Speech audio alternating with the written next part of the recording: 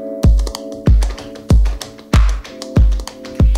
everyone, and welcome back to my channel. And if you're new here, welcome. My name is Erin, and this channel is all about breaking through your own limitations so that you can build the business and life of your dreams. So today's video is actually inspired by all of my student girl bosses out there. So anyone who is in high school or university and is going into the exam period at the moment. I know a lot of you have been talking in the comment section about some tips and tricks on how to better prepare for your exams. And while it actually has been a little while since I've taken an exam, I thought I would make today's video tips and tricks on how you can prepare for your exams, but in the perspective of a girl boss. So almost like entrepreneur tips to how to study for exams, if that makes sense. If you did enjoy this video, then I would very much appreciate it if you gave it a big thumbs up. And of course, if you are new around here, consider subscribing. I put out new videos every single week, all about business, wellness, and manifestation. So my first tip for studying for your exams is you need to get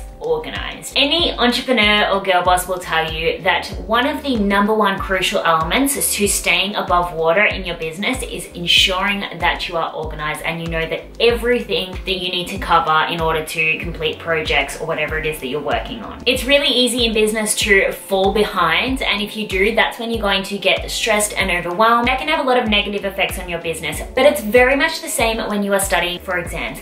If you fall behind or you feel as though there is too much to do but can't seem to find your way through all of the studying, then it's going to be easy for you to get overwhelmed and stressed. But then when you do get overwhelmed and stressed, you're going to find it a lot harder to retain information. Throughout your entire exam period, you want to feel empowered and inspired and basically on top of things, because then you're going to have a much better experience and more likely get better marks. At the beginning of your exam period, or if your exam period's already started, you can do this now, but I would make a map of everything that you need to do. So all of the subjects that you have exams for and all of the studying that is involved in that. And if you wanted to get really businessy about this, you could actually use a tool that I've been using a lot lately, which I spoke about in my last video on organization, and that is Asana. So Asana is an online tool that you can create projects and break down tasks and give yourself deadlines. This is so beneficial, and I wish I had this when I was studying for my exams, because it's a lot easier to look at it from this visual perspective so that you know everything you need to do and take off when you've done it. Just like in business, having goals for your exam study period is a great way to set the tone and direction for how you are going to approach the tasks at hand. I mean, your goals could be something as simple as revise X by X, so revise geography work by Saturday. One of the most important parts of setting goals, however, is that you set a why. So when you're setting goals in business, you want to ensure that you have this big picture vision for why you are trying to complete each and every single goal.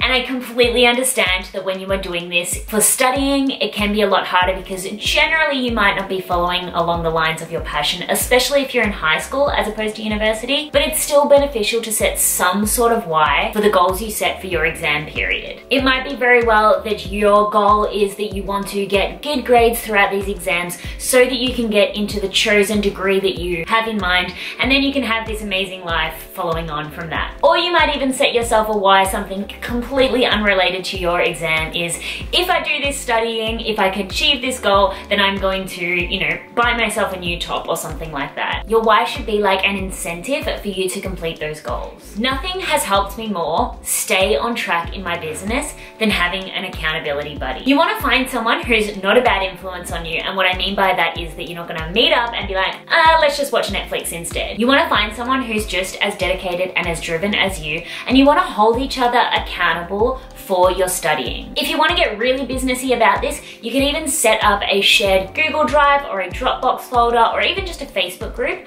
where you can upload work to each other as a way to hold each other accountable. They actually say that one of the best ways to learn is to teach. So when you and your accountability buddy do get together, make sure that you are teaching each other the subject matter of what you're trying to learn for your exam, because that is one of the best ways to comprehend what it is that you are trying to remember or understand. Another really cute idea for this is also you could upload inspirational quotes or inspirational videos into your shared folder so that you can just keep each other motivated throughout the exam studying period. Finally, you need to be strategic about your exam studying. Just like in business, if you have a strategy and it is not working, it's not going to get you very far. If you are approaching your study with a tool or a tactic or a strategy that is just not working for you, then I promise you, you are going to have an extremely hard time retaining the information. There are so many different ways you can study. So I'm not sure if you're familiar with the 4 different types of learning. So visual, auditory, read, write, and kinesthetic. So those are all different ways that you can study and revise the material that you've learned over the semester. You know, if sitting there and just reviewing notes doesn't do it for you, if you're finding it really hard to retain the information, then make yourself a PowerPoint presentation with the information. Make yourself a video that you can watch back, so you're essentially teaching yourself. You can make yourself audio notes, you could draw a picture, you could create some kind of model. You could do a role play with your accountability partner. You could even like write a song or something. There is so many different ways that you are going to be able to imprint the information on your mind so it is accessible to you when you're in the exam. You just need to find the way and the strategy that works for your different type of personality. Writing a song, doing a role play, trust me, I know if you're in high school that can seem really